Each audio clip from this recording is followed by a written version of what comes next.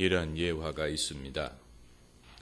사단이 기독교인들을 전멸시키려고 작전을 개시하고 부하들에게 보고를 받고 있었습니다.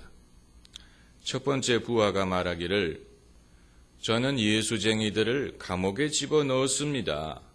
그런데 그들은 감옥에서도 찬송을 부릅니다.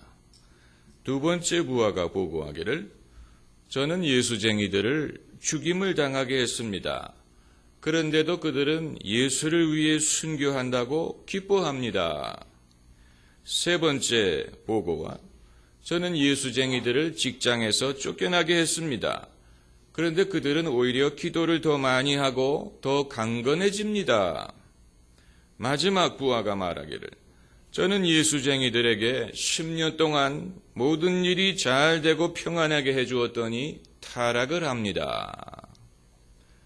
정말 기독교 신앙의 생명력의 비밀을 보여주는 예화라고 할 수 있습니다. 그런데 이 예화가 놓친 것이 하나가 있습니다. 이 예화는 외부로부터의 물리적인 핍박만을 생각했습니다. 감옥, 죽음, 환난. 그렇지만 심리적이고 철학적인 핍박은 생각하지 않았습니다. 이 시대의 핍박은 물리적이지 않습니다. 심리적이고 사상적이고 철학적입니다. 예수 믿는 학생이 대학에 진학하면 누가 교회를 못 가게 하는 것이 아닙니다.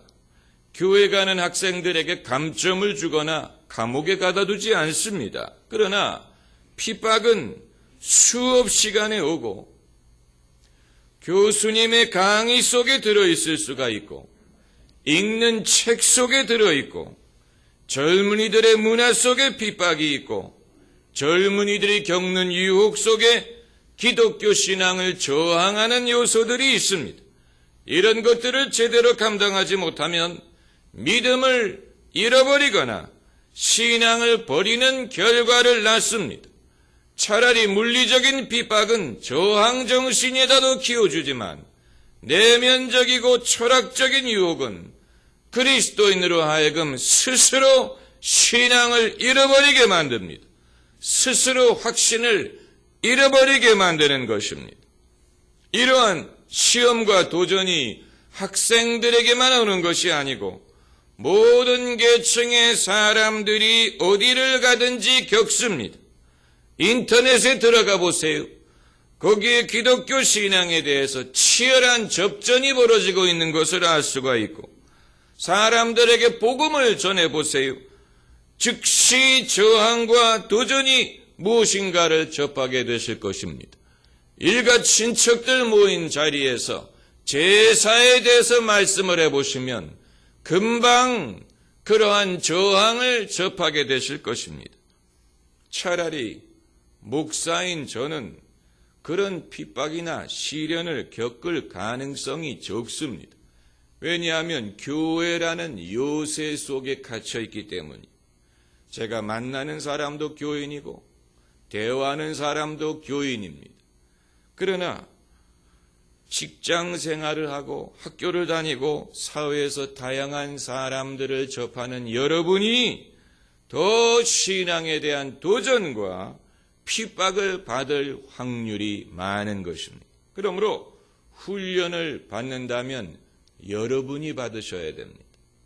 여러분이 훈련을 받으셔야 됩니다. 저는 코치고 여러분이 선수입니다.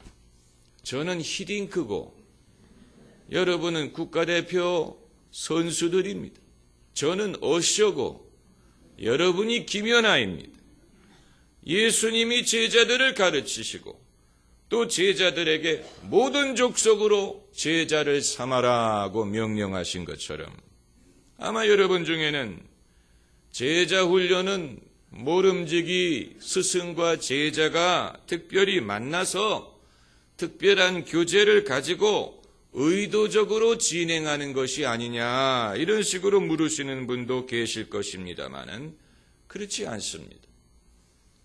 제가 저의 신앙적인 스승으로 여기는 분들 중에는 제가 한 번도 개인적으로 만나본 적이 없는 분들도 많고 당연히 대화를 해본 적도 없고 심지어 돌아가신 후에야 제가 알게 된 경우도 있습니다.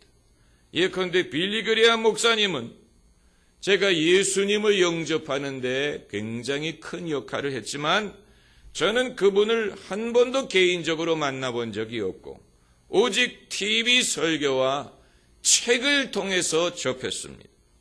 또 존 윈버 목사님 같은 분도 제가 스승으로 여기는 분이지만 저는 그분과 한 번도 개인적으로 만나본 적도 없고 오로지 그분의 교회 예배를 여러 번 참석해보고 설교 테이프를 많이 듣고 그분의 책을 탐독했습니다.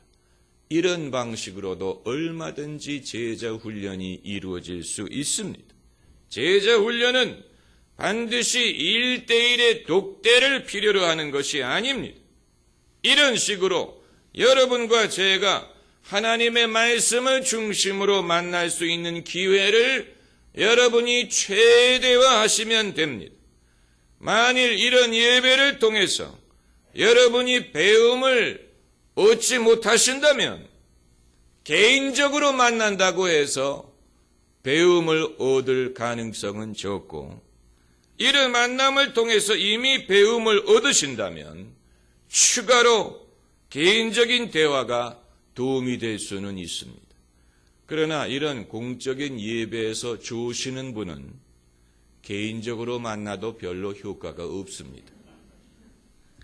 제가 오늘 여러분에게 말씀드리려고 하는 것은 고급 잔디는 발로 밟으면 죽지만 들풀은 밟아도 잘 자랍니다. 들풀은 누가 물을 주고 키워주지 않아도 사방에 넘칩니다.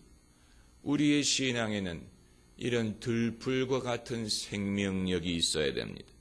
그래서 외부에서 물리적인 핍박이 오든 내면적으로 사상적이고 철학적인 저항이 오든 그것을 만났을 때 우리의 신앙이 수그러드는 것이 아니고 더 고개를 들고 더 크게 자라날 수 있어야 된다는 것입니다.